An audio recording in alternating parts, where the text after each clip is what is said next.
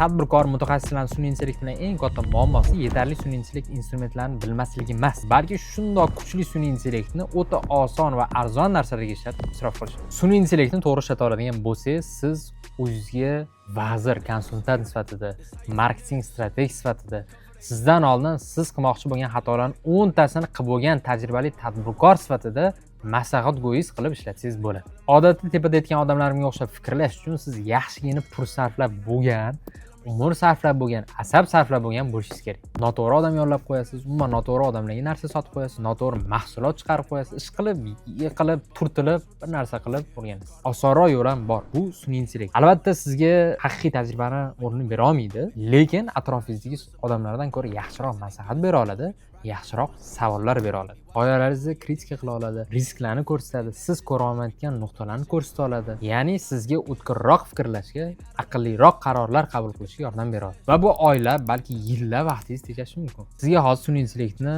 tayyor 100 minglab dollar oylik to'lanadigan mutaxassisga aylantirish bo'yicha 3 ta yo'lni ko'rsatadi. Odatda sun'iy intellektlar o'ta yumshoqlik, kechirasiz, laganbardorlik bilan muomala qiladi, chunki sizni yo'qotgisi kelmaydi foydalanish sifatida, ayniqsa ChatGPT. Shuning uchun men Claude degan sun'iy intellektni ishlatishni maslahat beraman. Birinchi shu muammoni hal qilsak, ya'ni sun'iy intellektning miyasini o'zgartirsak, bizani ayab o'tirmasdan savollaydigan savollarni bera oladi. Buning uchun brauzerni ochamiz, Google kiramiz va Claude deb sun'iy intellektni qidiramiz va kiramiz. Tozalab kirganimizdan keyin birinchi umumiy degan ingliz tilida turgan uchun general degan bo'limda, sizda ham ingliz tilida bo'lsa, agar general bo'ladi, bo'lmasam ruschada boshqacha bo'lishi mumkin. Birinchi bo'limda mana sal pastga tushsak, instructions for Claude debdi.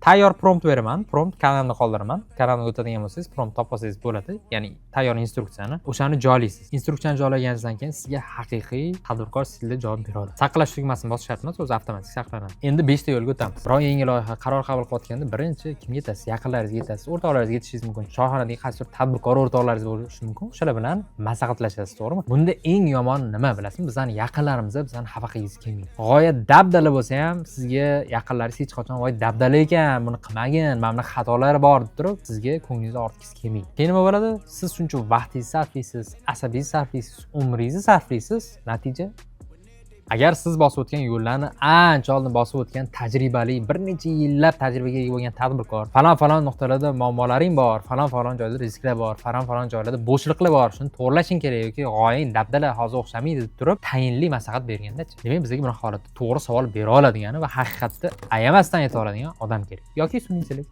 Sun'iy intellektlar o'zi odatda aytganimdek laganbardorroq. Mana shu muammoni hal qilish uchun siz agar sun'iy intellektga mana shu tayyor promptni beradigan bo'lsangiz, sun'iy intellekt sizni qo'rqmasdan kritika qiladi. Qo'rqmasdan savollar beradi, sizga dangalga javobini aytadi. Prompt o'ziga qaytadigan bo'lsa, demak bu yerda nima yozilgan? Foundersing modda javoblar. Men quryapman. Mana shu yerga siz o'zingiz qaror qabul qilayotgan joyingizni joylashingiz kerak. Misol o'qimoqchiman, bu o'qimoqchiman deb joylaganingizdan keyin iloji boricha holatga olib kiring. O'zi sun'iy intellekt qanaqa ishlatish bo'yicha alohida video qilganmiz. O'shani bitta ko'rib chiqsangiz ancha foydali bo'ladi. Tepada hozir havola chiqadi. Mani modelimni 500 ta pitch ko'rgan Series A investors kabi stress test qilgan. Avval nimani sinading? Men nimani ko'ra olmayapman va shu sohada eng topda turadigan 3% tadbirkorlar nima qilish haqida so'zlab bergan. To'g'risini ayt, meni xafa qilishdan qo'rqmaydigan prompt beriladi. Bu nima? Bu oddiy madaniyatni o'rgatib qo'ymoqchiman. O'zim bironta qaror qabul qilmoqchi bo'lsam, birinchi o'rinda stress test qilaman. Ya'ni odatda miyaga qanaqadir fikr keladigan bo'lsa, o'ta yuzaki narsa bo'ladi. Chuqur narsa bo'lmaydi. U narsani chuqurlashtirish uchun savollar bilan ko'm tashlash kerak. O'sha savollardan qo'rqish kerak emas. Odatda men gaplashayotganimda kimdir bilan savol bilan ko'm tashlasam, darrov xafa bo'lib qoladi. Yo'q. Bu siz umringiz vaqtingizni tejashingiz uchun savolni ko'mib, u o'zi tayinli narsami yo'qmi aniqlab olish kerak birinchi. Bu prompt sun'iy intellekt sizga o'sha savollar bilan ko'm tashlab, sizni stress testdan o'tkazishga yordam beradi. Xohlasangiz sun'iy intellekt bilan qiling, xohlasangiz haqiqatda hech narsa qo'rqmaydigan dangal bironta shu sohaga aloqador odam bilan qilsangiz bo'ladi. Sun'iy intellekt yaxshi tarafi, xohlagan odamingiz xohlagan sohangizni kuchliroq biladi. Keyingisi, biznesda eng muhim narsa bilasiz, to'g'ri xodimlarni tanlab, ularga vazifalarni to'g'ri bera olish, to'g'rimi? Xodim boshqarishda umuman muammoim yo'q deydigan tadbirkor o'ta kam sonli bo'lsa kerak. O'zingizdan bilasiz, noto'g'ri odamni yollab qo'yish bitta siz umringiz emas, butun korxonangizni kamida 3 oy umrini o'g'irlaydi. Chunki haligi odam yana haydash kerak, boshqa odam topish kerak, shuncha vaqt o'tib ketib qoladi.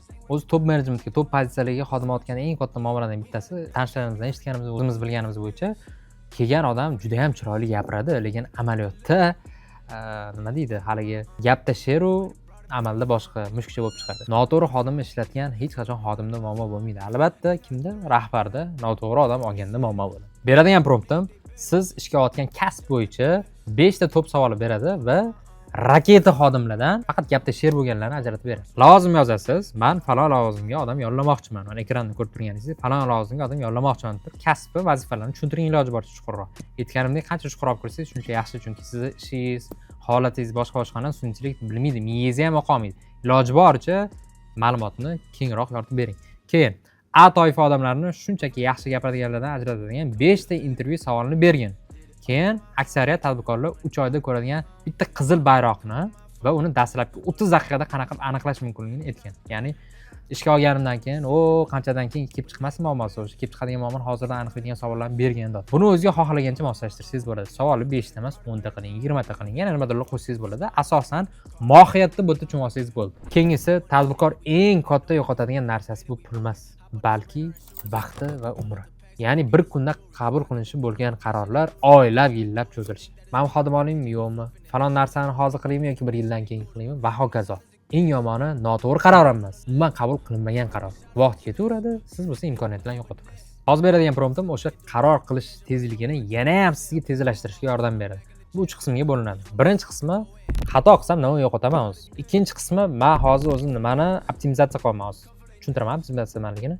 Va uchinchi qismi shu xatoni qilgan tadbirkor menga nima maslahat bergan bo'lardi shu holat. Prompt o'zini o'qib beraman. Qaror qabul qilishim kerak. Keyin tavsifini berasiz. Ichiga boy yetganimda iloji boricha chuqurroq olib kiring. Qaror qabul qilayotganingizda shu holatni tushuntiring. Miyangizga qolmaydi sun'iychilik. Quyidagi 3 ta linzadan o'tkazing notni.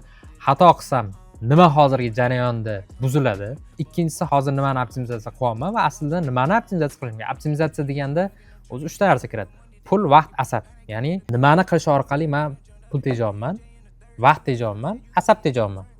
Va aslida o'zim nima qilishim kerak, nimaga fokus berishim kerak, mana shu 3 ta narsani tejash uchun degan ma'noda. Keyingisi shu xatoni avval qilib bo'lgan tadbirkor menga nima degan bo'lardi, deyapti. Keyin eshitishni xohlaganim emas, haqiqatni ayt. Xulosa qiladigan bo'lsak, sun'iy intellektni biz qanaqa qilib vazir qilib ishlatish bo'yicha hozir 3 ta tayyor promptlarni ko'rib chiqdik. Uzunroq video qilganman, yana ham chuqurroq mutaxassis qilib ishlatish bo'yicha men bitta hozir havolasi chiqadi. O'sha videoni ko'rib chiqadigan bo'lsangiz yana ham ko'p foyda olasiz. Agar rostdan ham amaliyotda ishlatib ko'rgan bo'lsangiz, izohda nima foyda olganingizni, qancha pul tejaganingizni, qancha vaqt tejaganingizni qoldiring. Tadbirkor, mutaxassis o'rtoqlaringizga jo'natish esingizdan chiqmasin, ular ham vaqtini, asabini, pulini tejasin. Obuna bo'ling, qo'ng'iroqchani bosib qo'ying. Sun'iy intellektni qanaqa qilib biznesda qo'llash mumkinligi bo'yicha keyingi videolarni o'tkazib olmaslik uchun. Salomat bo'ling.